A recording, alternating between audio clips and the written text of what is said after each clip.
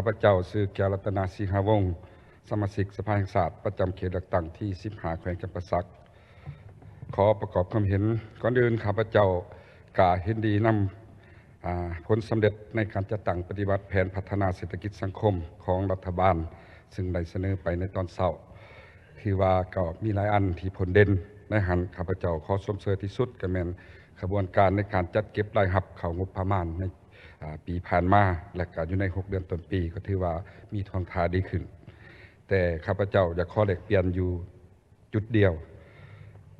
ข้าพเจ้านี่เห็นดีนำที่สุดต่อทิศทางแผนการมาตรการทุกอย่าง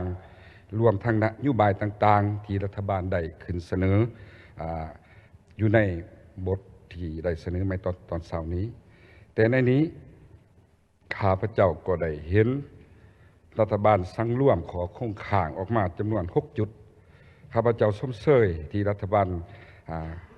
ได้เอาขอโครงข่างนั้นซึ่งเห็นว่าเป็นปัญหาตัวจริงและแม่นปัญหาที่พวกเขาพ่วงประเสริฐอยู่ในปัจจุบันนี้ฉะนั้นเพื่อบ่ให้มันเป็นเงาตามตัวให้แก่การจัดตั้งปฏิบัติแผนพัฒนาเศรษฐกิจสังคมที่รัฐบาลได้วางมาตรการและแผนการออกอย่างแจ้งนั้นข้าพเจ้าอยากเสนอ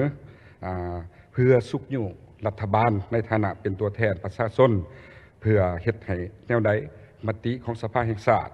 ซึ่งถือขับห้องเอาตามแผนที่รัฐบาลเสนอได้รับผลเป็นจริงนั้นอยากเสนอให้รัฐบาลตัดสินใจ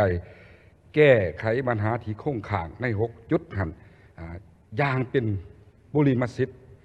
เคียงคู่กับการจัดตั้งบรรดาแผนที่วางไว้ขั้นบอลังนั้นข้าพเจ้าย่านมันเป็นเงาตามตัวทวงดึง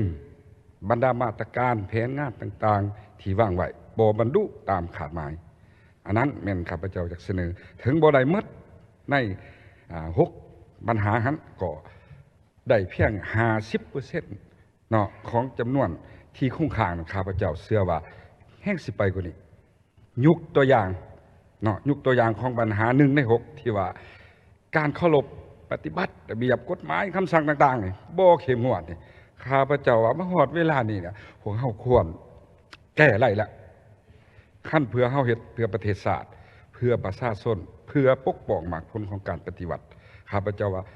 ควรตัดสินใจได้แล้วเท่านี้ผู้ใดละเมิดผู้ใดบ่ปฏิบัติก็เฮ็ดไปตามพระบทบาทเฮ็ดไปตามความรับผิดชอบคือหลายๆท่านผู้แทนได้ยกขึ้นปัญหาการรัฐบาลออกคำสั่งให้หยุดเรื่องการขุดค้นค้ำตกขอนตัวอย่างไว้สั่นประชุมกัน2เทื่อข้าพเจ้าก็เป็นตัวแทนของสภาท้องถิ่นเขาร่วมก็ยังบ่ทันมีทางออกอย่างชัดเจนต่อบรรดาแขวงบรรดาบริษัทที่ยังบ่ทันหยุดเศร้าเห็นบ่ฉะนั้นคิดว่าคันเฮาบ่เข้มงวดบ่เอาจริงเอาจังนี่มันจะเป็นเงาตามตัวเพราะฉะนั้นข้าพเจ้าขอเสนอปัญหาที่1ปัญหาที่2ประชาชนฝากมาถึงทางรัฐบาลโดยเฉพาะกระทรวงเกี่ยวข้องข้าพเจ้าก็เสนอผ่านทางประธานเรื่องปัญหาการใส่เงินประกันสังคมในเวลาเจ็บเป็นไปโรงหมอหันเดี๋ยวนี้ก็ถือว่ายังบ่ทันได้รับการแก้ไขทั้งที่ปัญหานี้พวกเฮาก็เคยเว้ากันแล้วผ่านมาว่าสิแก้เวลากองประชุมเถื่อก่อนเนาะแต่ปัจจุบันก็ยังบ่ทันอยู่ฉะนั้นขออยากให้ทาง